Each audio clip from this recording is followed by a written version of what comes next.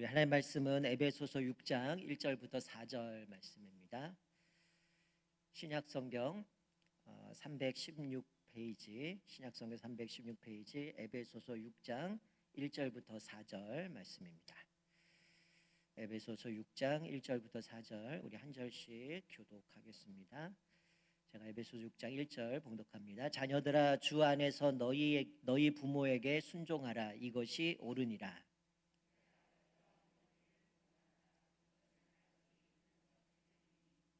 이로써 내가 잘되고 땅에서 장수하리라. 또 아비들아, 너희 자녀를 노엽게 하지 말고 오직 주의 교훈과 훈계로 양육하라. 아멘. 우리가 주일날 계속 그 주만나라 큐티책을 가지고 우리가 전 세대가 온 세대가 이제 같은 본문을 갖고 같이 말씀을 나누다 보니까 좀 가정의 달인데 좀 가정에 대한 메시지를 전하지 못해서 좀 오늘 본문 말씀을 가지고 또 오늘과 또 주일에 나눠서 좀 같이 말씀을 나누도록 하려고 합니다. 그런데 공교롭게도 이 본문 말씀을 가지고 원로 목사님께서 오후 예배 또 설교하세요. 그래서 여러분들이 아마 이 본문을 오늘 주일 오후까지 같이 세 번에 나눠서 이제 말씀을 좀 같은 본문을 가지고 좀 다른 관점이겠지만 같이 말씀을 살펴봤으면 좋겠는데요. 우리가 먼저 오늘은 우리가 이제 교회로는 이제 지난주가 어린이 주일이고 돌아오는 주일이 어버이 주일이니까 오늘은 좀 부모에 대해서 좀 같이 말씀을 나눴으면 좋겠습니다. 그래서 경건한 부모가 갖추어야 될 모습, 이런 제목으로 좀 말씀을 나눴으면 좋겠는데요. 먼저 우리가 좀 생각해 봐야 될 것은 뭐냐면 우리가 자녀를 생각하기 이전에 우리에게 자녀를 주신 하나님의 그 관점이 뭔가, 하나님은 어떻게 보고 계시는가를 우리가 좀 살펴볼 이유가 있다라는 겁니다. 여러분 좀 자막을 보시면 시편 127편 3절부터 5절까지 말씀 보면 이렇게 말씀합니다. 제가 읽습니다. 보라, 자식들은 여호와의 기업이요 태의 열매는 그의 상급이로다. 젊은 자의 자식은 장사의 수중의 화살 같으니 이것이 그의 화살통에 가득한 자는 복되도다. 그들이 성문에서 그들의 원수와 담판할 때에 수치를 당하지 아니하리로다. 아멘. 자, 여기 3절에 보면 뭐라고 말씀해요? 하나님이 우리 자녀들을 보시는 시각이죠. 보라, 자식들은 여호와의 기업이다. 태 열매는 그의 상급이다라고 말씀해요. 뭐 그 뒤에 모습은 아마 그 당시에 뭐 전쟁도 했었고 이러다 보니까 자녀가 있는 사람들은 뭐 원수랑 담판할 때 또 자녀들로 인한 수치를 당하지 않을 거다 이런 얘기를 하지만, 자, 여기서 하나님은 우리 자녀들을 보시는 시각이 어떻습니까? 자녀는 하나님의 기업이라는 거예요. 그리고 상급이라고 표현하고 있습니다. 여러분, 기업이라는 단어는 다른 말로 하면 상속이라는 겁니다. 하나님께서 우리에게 상속으로 자녀를 주셨다라는 거예요. 그러니까 사실 좀 한편적으로 생각하면 우리가 뭐 요즘 젊은 사람들은 뭐 자녀를 낳네 안 낳네 이런 얘기를 하지만 우리한테 그것이 결정권이 없다는 거예요. 사실 이 자녀는 하나님이 우리에게 주시는 기업, 상급이다라고 얘기를 해요. 그리고 이 상급이라는 거는 뭐 선물로도 표현할 수 있는데 뭐 이렇게 좀 쉽게 표현하면 마치 뭐 여러분들이 열심히 일을 해서 받는 급여, 월급이라고도 생각할 수도 있을 것 같아요. 상급 받는 거를 우리가 어떻게 잘 관리하잖아요. 여러분이 한 달 동안 열심히 일해서 통장에 돈이 딱 들어오면 그때부터 하루아침에 옹땅 다 써버리지 않잖아요. 이 돈 갖고 한 달을 어떻게 살 건가? 여러 가지 뭐 적금을 붓는 분도 있을 거고 뭐 지출해야 될 것도 있고 여러 가지 관리들 하겠지만 이 매달 내가 열심히 일해서 들어온 이 돈을 잘 성실하게 지혜롭게 관리를 해서 또 한 달을 유지해 가는 것처럼, 그렇게 필요에 따라 사용하는 것처럼 이와 같이 자녀들이 우리에게 소중하다라는 거예요. 하나님이 주신 자녀는 하나님이 우리에게 물려주신 것, 상속되어진 것, 선물로 우리에게 주신 것이라고 소개해 주고 있는 거죠. 그러니까 우리가 보는 관점에 따라 해석이 달라지겠죠. 요즘 뭐 TV 프로그램들을 보면 뭐 부부의 문제, 자녀의 문제 상당히 프로그램들이 많이 있는데 가끔씩 보면 와, 이렇게까지 부모가 이렇게 생각하나 충격적인 이야기들을 많이 듣게 되는데요. 어떤 이들은 이 잘못된 관점을 갖고 있다 보니까 간혹 이제 뭐 부부가 뭐 이혼 때문에 이혼할 거냐 말 거냐 나와 갖고 중재도 하고 교육도 받고 뭐 이런 프로그램도 있는데 어떨 때 보면 정말 이들이 얘기하는 게 뜻하지 않게 아이가 태어난 거예요. 그러다 보니까 이 아이를 어떻게 생각하냐면 귀찮은 존재입니다. 얘 때문에 내가 지금 힘들고, 얘 때문에 내가 할 수 있는 게 없고, 얘 때문에 내가 뭔가 하기 때문에 내 진로를 막는 방해물이 되기도 하고, 때로는 나에게 인생의 걸림돌로 생각하면서 짐으로 여기는 부모가 등장해요. 그런 모습도 보면서 야, 이 사람들은 자녀에 대한 소중함이 전혀 없구나. 근데 성경은 우리에게 뭐라고 말씀하냐? 이 자녀는 하나님이 우리에게 상속으로 주신 기업이고 하나님이 우리에게 주신 선물이라는 거죠. 그러니까 선물은 내가 사랑하는 사람에게 주시는 거잖아요. 그러니까 하나님이 이 자녀라는 거는 뭐 일반 사람들이 좀 부정적인 생각이지만 귀찮고 나를 방해하고 나에게 짐이 되고 나를 뭔가 힘들게 하는 존재가 아니라 하나님이 나를 사랑하셔서 선물로 주셨고 하나님이 나에게 상속으로 기업으로 그 자녀를 주셨다라고 말씀하고 있는 거죠. 자, 그래서 오늘 본문 말씀에 보면 이 부모를 향해서 우리에게 어떤 교훈을 주시냐면 우리 1절, 2절, 3절은 뭐 주일날 살펴보겠지만 4절 말씀은 이렇게 얘기하죠. 너희 자녀를 노엽게 하지 말고 오직 주의 교훈과 훈계로 양육하라라고 말씀해요.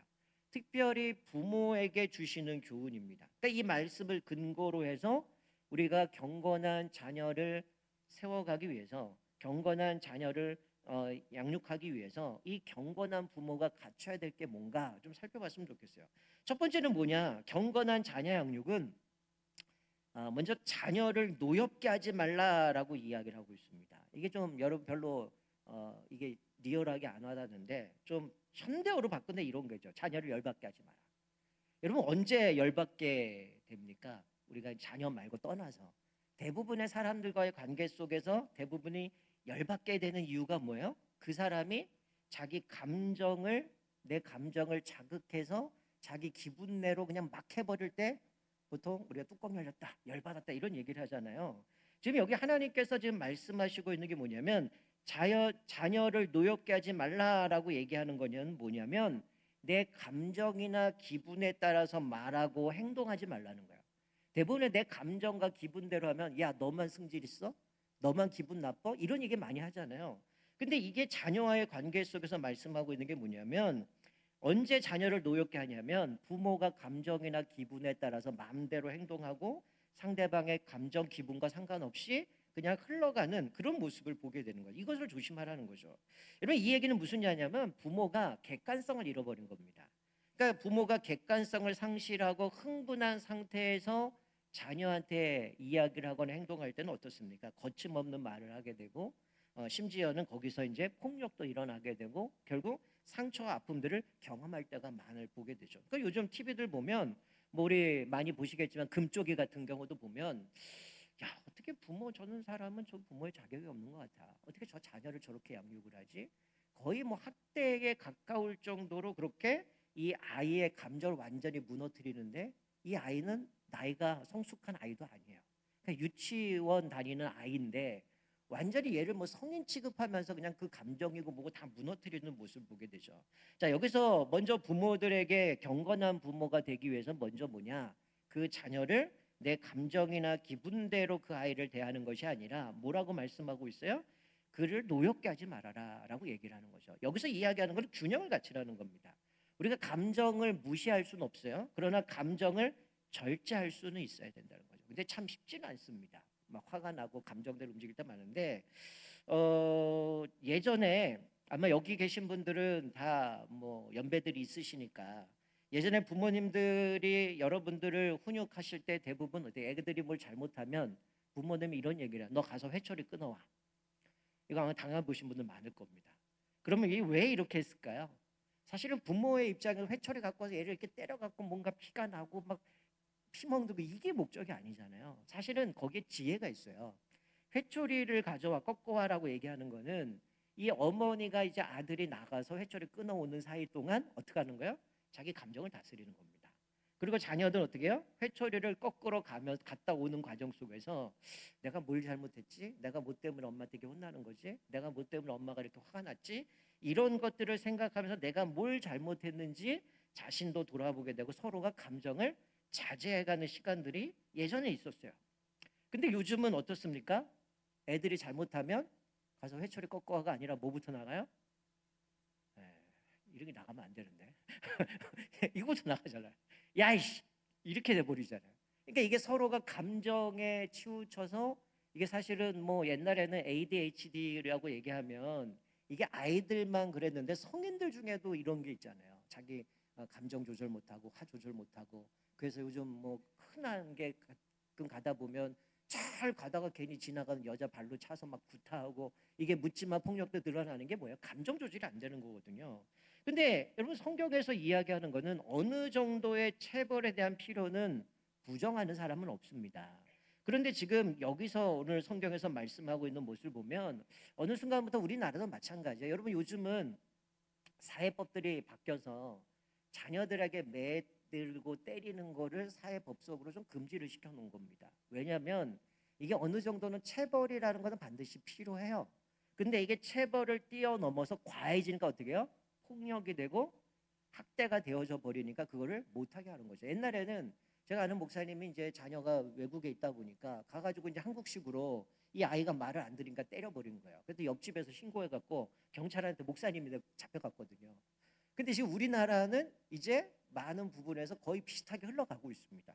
왜냐하면 이게 부모가 과해지니까 이게 감정 조절이 안 되고 자기 기분에 내키는 대로 그 학대까지 폭력까지 가다 보니까 이것을 금하다 보니까 이런 사회법적인 것들이 이제 금지해 버리고 있는 모습들을 보게 되는데, 그래서 요즘 가끔 뉴스를 보면 아이가 이제 엄마를 고발해 가지고 아빠를 고발해서 경찰에 왔다 갔다 이런 얘기를 많이 들어요. 그게 이제 사회법적으로 좀 바뀌어가고 있는 부분인데, 자 그런데 오늘 본문에서 말씀하고 있는 건 뭡니까? 내 자녀를 노엽게 하지 말라. 쉬운 말로 열받게 하지 말라는 무슨 얘기예요? 균형의 원리입니다. 뭐냐면 자녀를 양육함에 있어서 사랑과 절제를 균형을 갖추고 하라는 거야. 이 자녀를 양육함에 있어서 그냥 내 감정대로 기분 내키는 대로 화를 내고 막 이렇게 할 것이 아니라 그 자녀들을 사랑과 절제로 하는데, 오늘 본문에 무엇으로 양육하라고 얘기합니까? 분명한 것은 교훈과 훈계라는 거죠. 그러니까 하나님의 말씀으로 그 자녀를 교훈하고 훈계하라고 말씀하고 있는데, 자 여기서 무엇으로 양육하라고 하면 훈계라고 얘기합니다. 이게 원래 원문을 보면 여기 한글 성경에는 훈계와 교훈으로 얘기하고 있지만 원래 본문에는 교훈과 훈계로 되어 있죠. 원래 본문에는 히브리 원문 헬라 원문을 보게 되면 훈계와 교훈이라고 얘기했어요. 여러분 이 두 개 차이가 뭐냐면, 쉽게 가면 교훈은 뭡니까? 훈육이라는 거죠. 그냥 이거는 어떻게 보면 다른 말로 표현하면 이것도 어려운 말이죠. 권면, 때로는 경책, 뭐 간구 이런 건 내용이 포함된 거죠. 그래서 이것들을 어떤 교육적인 차원에서 그 자녀를 지도하는 거라면, 훈계라는 거는 경고하고 책망하는 겁니다. 그러니까 이거는 행동을 취함으로 깨닫게 하는 뉘앙스가 이 안에 포함되어 있는 거죠. 그러니까 사실은 우리가 자녀를 양육할 때 어릴 때 지금 1교구니까 1교구는 유치부 부모들이잖아요. 그 조부모잖아요. 여러분 유치부 때 아이들은 어떻게 합니까? 말로 야 그거 하면 안 돼 이렇게가 아니죠. 아이가 뜨거운 물에 가는데 그럼 어떻게 해요? 그럼 어떻게 해요? 못하게 하죠. 하지 마. 스톱. 가면 안 돼. 이렇게 가잖아요. 이게 사실 뭐냐면 여기 뒤에 나오는 훈계라는 거죠. 그러니까 이 아이가 어릴 때는 말로 타이르고 설득해서 낼 문제가 아니죠. 처음부터 그 못하게 칼 갖고 장난치는데 그거 내둡니까? 유치부 아이가 하는데 아니죠. 그 못 만지게 하고 강하게 하고 하는 부분들이 하지 마. 해. 이렇게 얘기하는 게 사실은 여기에 훈계에 해당되어지는 거죠. 그리고 나서 이 아이가 조금씩 성장하고 성숙되어져 가면 그때는 매를 들지 않겠죠. 그 아이에게 설명도 하고 설득도 하고 논리적으로 그 아이에게 보여주는 거죠. 그런데 여기서 중요한 게 뭐예요? 경계선을 정하는 겁니다. 이 경계선을 정해서 이것을 넘어가지 못하도록 그것을 통해서 때로는 벌을 주기도 하고 훈계하기도 하고 이런 모습을 보게 되는 거죠. 그래서 이 아이가 자아가 형성이 되고 좀 성숙되어지면 이제는 말로 훈육을 통해서 이제는 교훈을 통해서도 얼마든지 이 아이가 바르게 서갈 수 있도록 가는 거죠. 만약에 이 아이가 성숙했는데, 예를 들어서 지금 정우가 24살인데 제가 지금도 말한다 몽둥이를 때리면 어떻게 될까요? 교회 옮기겠죠. 이제 안 합니다. 저한테 제 기억으로는 아마 초등학교 3학년 이후로는 매를 든 적이 없어요. 그때부터 이제 말로 하는데 이게 목사다 보니까 이게 좀 안 들을 수도 있어요. 예, 근데 얘도 만만치 않아요. 얘도 논리적이고 이러니까 이제는 뭐 제가 얘기하면 아빠한테 이건 아니고 뭐 얘기를 하는데, 여러분 이게 성숙되어지면 그때부터 매를 드는 게 아닌 거죠. 자 그런데 여기서 분명하게 말씀하고 있는 건 균형을 가지라는 거예요. 감정이 앞서거나 자기 기분에 따라 할 것이 아니라 하나님께서 주시는 그 말씀을 가지고 교훈과 훈계로 양육하라라고 얘기를 하는 거죠. 인격적 수준의 발달 따라가는 거예요. 제가 최근에 금쪽이를 봤는데요. 얼마나 웃기냐면 이 아이가 5살, 6살밖에 안 됐어요. 근데 어머니는 매를 들지는 않아요. 근데 이 어머니가 어떻게 하냐면 이게 말로 애를 다 죽여버려요. 뭐라고 얘기하냐면 5살짜리한테 이렇게 얘기합니다. 엄마가 야 너 좀 생각 좀 하고 이야기해. 깜짝 놀랐어요. 걔 누나인가 저기 오빠는 저기 초등학생인가 중학생 되는데 얘 아이가 늦둥이 같아요. 근데 5살 6살밖에 안 되는데 엄마가 뭐라고 하면 너 지금 나이가 몇 살인데 네 이름도 몰라. 네 이름도 못 쓰냐는 거야. 얘 한글도 몰라요. 근데 엄마가 한글로 자기 이름 못 쓴다고 얘기를 하고 애한테 뭐 물어보면 얘가 엉뚱한 얘기를 하니까 야 너 좀 생각 좀 하고 이야기를 해. 이러고 막 애를 혼내는 거예요. 그랬더니 이 금쪽이 그 나오는 그 오은영 박사가 갑자기 이제 그 영상보다 딱 스톱하고 당신 애 키울 자격이 없다고.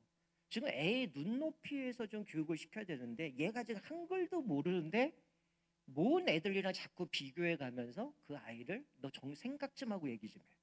네가 어떻게 지금 이름도 못 써. 그래갖고 애가 이름을 쓸 때까지요. 한글도 모르는 애한테 이제 몇십 번을 계속 쓰게 만드는 거야. 그럼 얘는 만약 박재덕이라면 비읍도 잘 못하는데 이게 획순이 있잖아요. 그거 똑바로 안 쓴다고 다시 이래갖고 애를 완전히 막 벌벌 떨게 만드는 모습을 보게 되는데 이게 정말 잘못되어진다라는 거죠. 여러분 우리가 먼저 오늘 본문의 말씀에서 말씀하고 있는 건 뭐냐면 자녀를 양육함에 있어서 균형을 가지고 사랑과 절제로 자녀를 키우라는 거죠. 그들을 사랑함으로 그들의 가치 있고 중요하고 사랑받는 존재임을 알게 하는 거죠. 그러니까 오늘 시편에 나오는 말씀 하나님이 우리에게 자녀 주신 거는 내가 어쩌다가 임신해 갖고 아기 낳는 그래서 나의 인생을 막아버리고 내 캐리어를 이제 완전히 막아버린 그런 존재가 아니라 하나님이 나에게 주신 기업이고 상급이고 하나님이 기쁘게 여기신다라는 것을 보여주고 있는 거죠. 여러분들은 지금까지 뭐 여기 대부분이 조부모님들이긴 하겠지만 여러분 내가 지금까지 자녀를 양육하면서 오늘 말씀처럼 하나님의 교훈과 훈계로 양육하셨습니까? 아니면 내 감정과 분노를 하셨습니까? 성경 우리에게 분명히 얘기합니다. 자녀는 내 짐도 아니고 내 어떤 목표를 이루기 위한 대리물도 아니고 하나님이 나에게 주신 상속 기업이다. 하나님의 선물이라고 이야기를 합니다. 자, 그리고 경건한 자녀 양육을 위해서 부모가 가져야 될 것은 뭐냐면 분명한 궁극적인 목표를 가지고 시작해야 된다라는 거예요. 지금 여기 앉아 계신 분들 1교구 중에는 우리 배주평 집사님만 참석을 했는데 여러분 우리 부모들은 대부분의 자녀를 양육하면서 어떤 생각이 있습니까? 사실은 분명한 목표가 없으니까 그때부터 뭐 하는 가 비교하기 시작해요. 내 자녀와 다른 사람과 자녀를 양육하는 것을 비교해 가면서 불안해지니까 자꾸 나가서 뭐예요? 열심히 돈도 벌고 뭐 해가지고 자녀들을 자꾸 이것저것 시켜가지고 이렇게 가면 얘가 뒤처지지 않겠지. 그리고 나중에 시간이 흘러서 만약에 얘가 잘못되면 적어도 나는 이렇게 했으니까 내 책임은 없겠지. 소위 뭐 이야기하는 내가 다 뒤집었을 리는 없는 거죠. 그러니까 내가 불안하니까 자꾸만 뒤처지는 걸 막기 위해서 이것도 해보고 저것도 하고 저것도 한다는 거죠. 그런데 여러분 분명한 목표를 가지고 살아가는 부모를 볼 때 얼마나 저분이 세상에 여러 가지 사람들이 이야기하는 흔들리지 않고 또 믿음으로 세워가는가를 보여주는 것을 깨닫게 되는 거죠. 여러분 우리 그리스도인들에게서 분명한 목표가 뭡니까? 아마 대부분의 부모들이 가지고 있는 자녀를 향한 분명한 목표가 하나 있다면 많은 사람들이 어디에 초점을 두고 있어요? 성공에 초점을 둔다는 거죠. 그 아이가 성공하는 거에 초점을 가지고 살 때가 많다는 거죠. 여러분 과연 우리가 어떤 사람을 보고 야 저 사람은 성공했어라고 얘기할 수 있을까요? 여러분 가끔 저는 참 재밌는 건 성공이라고 해서 TV에 이 사람이 성공했다 잘 컸다라고 얘기하는데 좀 지나고 나면 어느 날 보면 감옥에 가 있어요. 그런 모습을 보면 과연 이게 성공했을까라는 생각이 듭니다. 여러분 그런데 주님 앞에서 우리가 나중에 예수님 재림하시는 날 우리가 주님 앞에 섰을 때 그때 평가하는 것을 보면서 그게 성공의 기준이 아니겠어요? 지금 우리가 살아가는 거는 자꾸만 세상이 가지고 있는 비교해 가면서 이렇게 가면 이 세상에서 좀 더 나아가고 성공할 수 있다라는 그런 목표를 갖고 살아가지만 우리 그리스도인들에게서는 분명한 목표는 뭡니까? 사실은 우리 자녀들이 예수님의 삶을 닮아가고 예수님의 성품으로 자라가는 것 그것이 목표죠. 여러분 과연 예수님이 하나님이 우리 자녀가 의사 되고 뭐 예를 들어서 저같이 목사가 되고 어떤 직업을 갖고 뭘 하는 거에 관심이 있을까요? 관심 없어요. 하나님의 꿈은 뭡니까? 하나님의 목표는 하나님의 자녀들로 하여금 이 세상에서 예수님의 성품과 예수님의 인격을 닮아서 세상 속에서 하나님을 드러내고 살아가는 것이지, 우리가 소위 생각하는 것처럼 어느 특정한 직업을 가서 돈 많이 벌고 살아가는 것, 그것을 이야기하는 게 아니라는 거죠. 분명한 목표를 갖고 있어야 된다가, 그 목표는 뭐냐? 하나님이 우리를 향한 그 목표죠. 우리를 향한 목표는 성공해서 부자 되고 행복하게 잘 살아가 아니에요. 하나님 우리에게 복을 주시는 이유는 이 복을 가지고, 사실은 제가 뭐 요즘 선교 훈련하지만 열방을 향하여 나아가서 예수님을 드러내는 겁니다. 그러니 우리 삶의 목표는 우리 자녀를 통해서 예수님을 닮아가고 예수님의 인격을 닮아서 세상 속에 나가서 하나님을 선포하는 자녀로, 경건한 자녀로 세워가는 거라는 거죠. 그래서 제가 주일날도 말씀드렸지만 성공을 이야기할 때 뭐 형통이란 얘기했을 때 어떤 특정한 게 아니라 이 자녀가 가지고 있는 성품, 그가 가지고 있는 개성, 또 그가 가지고 있는 은사와 달란트를 가지고 이 아이가 어떻게 성장할 것인가를 세워가야 된다는 거죠. 여러분 요즘 뭐 여기 계신 분들은 뭐 이미 다 자녀들 키우신 분들이겠지만, 여러분 재밌는 건요, 20년 전에 사교육비가 한 13조라 그랬어요. 근데 한 5년 전에 사교육비로 들어가는 게 20조랍니다. 근데 작년에 봤더니 29조래요. 여러분 금액이 계속 올라가요. 그런데 너무나 재밌는 거는 반면에 아이들은 줄고 있다는 거예요. 여러분 이게 재밌지 않아요? 아이들은 줄고 있는데 사교육비는 벌써 이게 더 올라가는데, 제가 통계를 검색해보면 작년 통계가 초등학교부터 고등학교 아이까지 평균 사교육비가 43만 원이래요. 그러니까 초등학교 아이가 1학년 아이가 한 달에 사교육비로 들어가는 게 43만 원이라고. 아마 고등학교로 올라가면 더 많겠지만, 근데 제가 뭐 사교육을 부정하는 게 아니라 뭐냐면, 이 아이들을 향해서 천편일률적으로 다 뭐예요? 좋은 점수 받아서 좋은 대학 들어가고 좋은 직장 들어가면 성공한다, 이 논리를 따라 가기 때문에 문제라는 거죠. 근데 하나님의 앞에서 우리가 가져야 될 목표 뭡니까? 이 자녀를 통해서 예수님을 닮아가고 예수님의 인격을 닮아가고, 어떤 직종인지 모르지만 자기에게 주신 은사와 달란트를 가지고 그 속에서 하나님을 드러내고 예수를 드러내는 삶, 그게 하나님이 우리를 향한 분명한 뜻이라는 거죠. 생육하고 번성하여 땅에 충만하라. 결국 내가 속해 있는 곳에서 하나님을 드러내고 하나님이 나에게 복을 주셔서 그 복을 흘려보내고 예수를 증거하는, 그게 우리 삶 아니겠어요? 그래야 우리가 이 땅에서 하나님의 사명대로 살아가는 우리는 오로지 성공인 거죠. 그래야 우리 아이가 뒤처지지 않고. 그러니까 많은 부모들 다 그 생각하는 겁니다.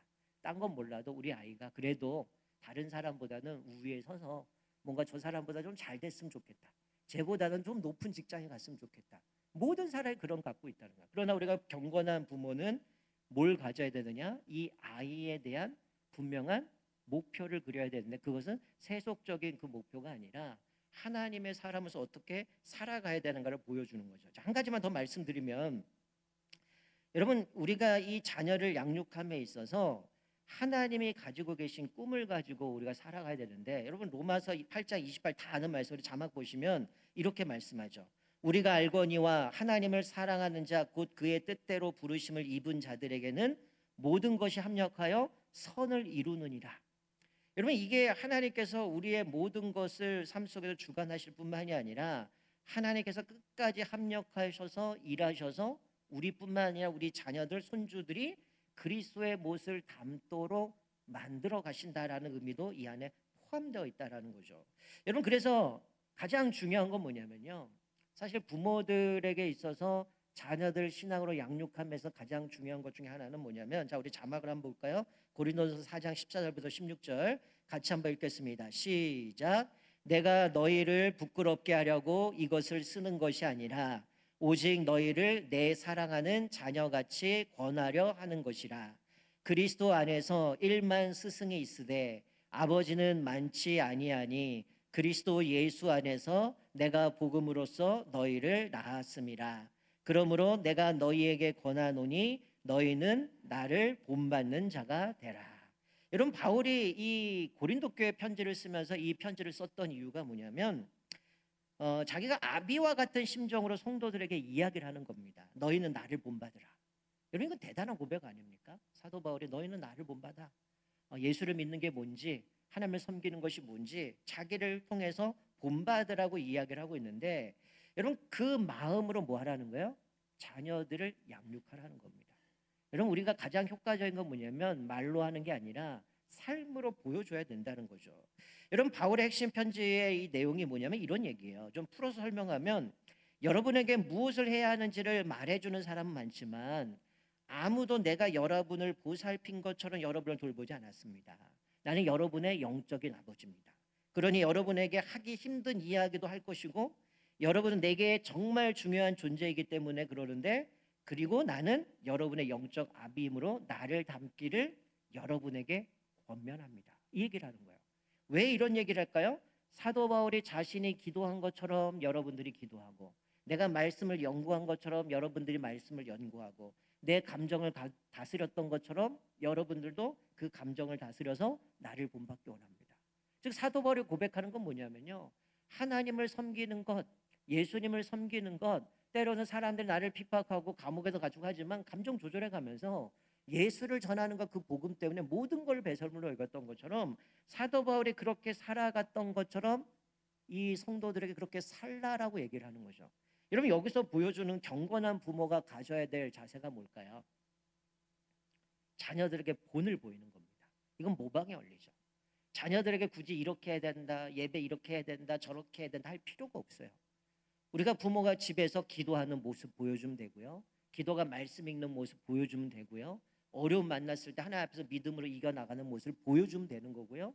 그리고 부모가 삶 속에서 물질을 어떻게 쓰는지를 보여주면 되는 거고, 부모가 어떻게 어렵고 힘들 때 그 말씀을 의지하면서 하나님만 바라보고 살아가면 그 아이들은 닮게 돼 있어요. 부모가 돈을 어떻게 쓰고 어떻게 사람들을 섬기고 어떻게 구제하는가를 보여주면 그 자녀들은 그대로 배우게 되어 있다는 거야. 아무리 말로 가르치는 것보다 부모가 살면 그렇게 살아간다라는 거죠. 저희 딸이 그 미술을 하잖아요. 근데 얘가 이제 뭐 게임과 관련된 걸 하다 보니까 어느 날 이 아이가 이런 얘기를 하다. 아빠, 제가 총싸움 하는 걸 좋아하는 이유가 뭔지 아냐고. 아빠가 자기 어릴 때 제가 게임하는 걸 봤대요. 그거 보면서 꿈을 꿨대요. 그러면서 그거를 꿈꿨다 그러면서 하고 있는데, 여러분 대부분의 자녀들은 뭡니까? 부모가 하는 모습 보고 배우잖아요. 그 걸음걸이, 행동, 습관, 그것이 사실은 그대로 자녀들이 닮아가는 건데, 신앙생활은 마찬가지죠. 이 아이들의 믿음으로 굳건하게 서가기 원하고, 이 아이들 경건한 자녀로 세워가기 원하면 뭐부터 하라는 거예요? 내가 먼저 자녀들에게 경건한 부모로 살아가면, 물질관도 마찬가지고 삶의 가치관도 마찬가지고 사람들과의 관계도 마찬가지고, 내가 시간을 내서 성경을 읽고 기도하고 믿음으로 보여주면 그 자녀들은 어려울 때 기도합니다. 그래서 때로는 정말 이 친구가 어려울 때, 이 친구가 이제 성장을 해서 청년이 됐는데도 어려울 때 또 어느 날 보면 주중에 그냥 와서 기도하러 와요. 그러면 이제 저 혼자 기도하고 와서 이제 문자 줄 때도 있어요. 목사님, 제가 이런 어려움이 있어 제가 잠깐 기도하고 갑니다. 목사님 저를 위해서 기도해 주세요. 근데 왜 갑자기 이렇게 나와서 기도했는가 봤더니 걔 부모님이 똑같이 하더라는 거예요. 부모가 힘들고 어려울 때 교회 가서 기도하고 또 하나님 앞에 엎드리는 모습을 보면서 그 자녀가 세워가는 모습을 보게 되는 거죠. 이거는 행동만이 아니라 삶의 어떤 자세, 믿음, 그 동기까지도 흘러가는 모습을 보게 되어집니다. 우리가 오늘 이 말씀을 생각하면서 먼저 우리가 가져야 될 것은, 제가 뭐 시간이 많지 않아 다 드릴 수는 없지만, 먼저 우리 자녀들을 하나님이 주신 기업이라는 거예요. 그리고 하나님 우리에게 선물로 주셨다라는 거죠. 그래서 그런 자녀를, 경건한 자녀를 양육하기 위해서는 첫 번째 어떻게 되냐? 내 감정이나 기분이 아니라 하나님의 말씀, 훈계와 교훈으로 양육해야 된다라는 거고요. 두 번째는 분명한 목표를 가지라는 거죠. 세상 사람이 얘기하는 다 성공, 다 높은 지위가 아니라, 여러분 다 높은 지위만 살면 밑에서 감당해야 될 사람들은 하나도 없다면 어떻게 되겠습니까? 못 굴러가요. 세상 굴러갈 수가 없습니다. 각자의 역할 속에서 내가 하나님 앞에서 이것이 나에게 주신 하나님의 천직이라는 의미를 가지고, 그 사명을 가지고 어디로 부르시든 그 속에서 예수님의 성품을 닮아고 인격을 가지고 주님을 드러내면 되는 거죠. 그게 바로 형통한 자는 겁니다. 요셉이 감옥에 있든 보디발의 집에 있든 총리가 되든 흔들림이 없어요. 우리가 새벽에 살펴본 것처럼 형들이 왔을 때 옛날 같았으면 어떻게 할까요? 이거 날 팔아버린 나쁜 놈들, 이것들 다 감옥에 쳐주어서 죽이든지 해야 되는데 어떤 마음을 고백해요? 나는 하나님을 섬기는 사람입니다. 그 고백을 하는 것은 내가 지금껏 어떤 상황이지만 하나님의 주어진 상황 속에서 내 삶 속에 최선을 다해서 하나님을 드러내는 삶, 또 하나님이 나와 함께 하신 걸 고백하면서 나갔기 때문에 그렇게 얘기한 건 형제들에게 나는 원수 갚으려고 하는 사람이 아니고 나중에 고백하는 것이 하나님이 나를 여기까지 인도해 주신 거다라고 고백하는 거죠. 세 번째는 우리가 가르치는 대로 행해야 된다는 거죠.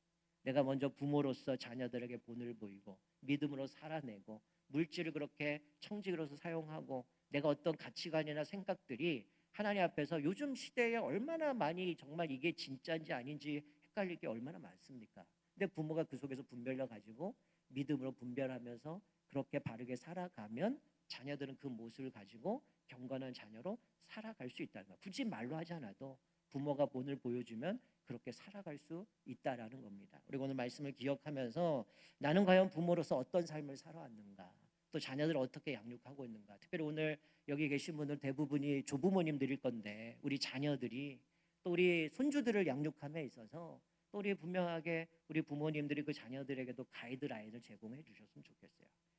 뭐 성공을 지향하고 나간다든지 아니면 다른 어떤 세속적인 것을 가지고 자녀를 양육한다면 우리 그리스도인은 그것이 아니라 주의 교양과 훈계로 양육해야 된다라는 거, 분명한 목표를 가지고 세워가야 된다는 거, 부모가 먼저 본을 보여야 된다라는 것을 좀 말씀해 주시면서 우리 가정이 정말 믿음의 가정으로, 그리고 이 자녀들이 손주들이 예수님의 삶을 배워가고 또 예수님의 인격을 닮아가는 경건한 그리스도인으로 세워져서 우리의 모든 가족 가운데 우리 자녀들 손주들이 아름다운 신앙의 유산을 물려받고 또 경건한 부모, 경건한 자녀가 되기를 주님의 이름으로 축원드립니다. 아멘.